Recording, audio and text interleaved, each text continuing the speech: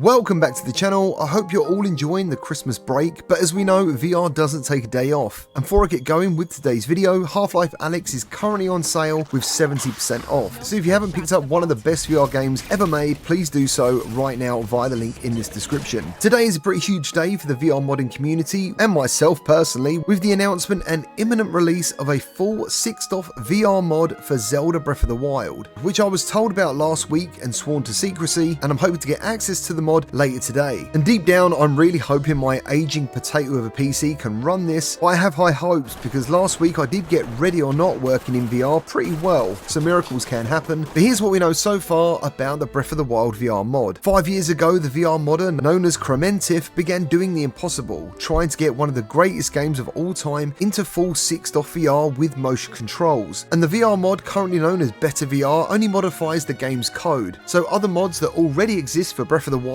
should still be compatible. The mod has full stereo rendering with 6th controls, full VR mechanics with working arms and hands, so this means you'll actually be able to see yourself wearing Link's various outfits, and I can't wait to see myself wearing the ancient armor kit. We have fully physical weapons and torches. You'll be able to use in-game gestures to equip and throw weapons, use motion controls to interact with the world to solve the puzzles or even start fires, and there's an optional third-person mode, which could be pretty cool because I personally think third-person games in VR are still very immersive, we just don't see it used very much. And if anyone watching this video hasn't played Breath of the Wild for one reason or another, it's an absolutely incredible game with days of gameplay. So overall, all of this sounds absolutely awesome and I can't wait to play it. Now speaking of Zelda in VR, VRChat modders have done some insane work for VR over the years. We can already play Ocarina of Time in VR, which uses the 3DS version, and it's simply incredible. And 2 years ago, I experienced the absolutely insane Breath of the Wild Great Plateau level, which was a pretty emotional experience because it did a lot more than just look good. There was lots of things you could do and mess around with, and I've also played Ridge Racer, Jet Set Radio, and now Daytona is fully playable in VR, and it's absolutely incredible when it even has online multiplayer. The modder known as Zone is literally making fans of Sega's dreams come to reality, because he has built Daytona USA from the ground up, because this is not a ROM or a port. He has actually coded it from the ground up by watching and playing the original game himself, which is crazy to believe because it's not only perfect, I actually think on PCVR it's better than the original. When you see the super smooth frame rate running in the headset, I actually find it better than when I used to play it back in the arcades. It's now also available on Quest, which is pretty staggering to see, and in some ways he's just made one of the best VR racing games for a standalone device. We also have multi-language support, there's a spectator screen, achievements, and so much more. Now I've been playing this on PC for about a year, but to see it like this today is absolutely incredible, and if the developer ever sees this video, I just want to say thank you. After this year's Game Awards announced that the Midnight Walk was Game of the Year for 2025, it caused a little controversy, especially after the last update for the PSVR 2 version, which definitely made it smoother to play, added in quite a few new bugs, and then the developers refused to return to fix them. Now Upload VR have now announced their top 25 games for 2025, but there was also some extra awards which I wanted to cover, like VR Developer of the Year, and this went to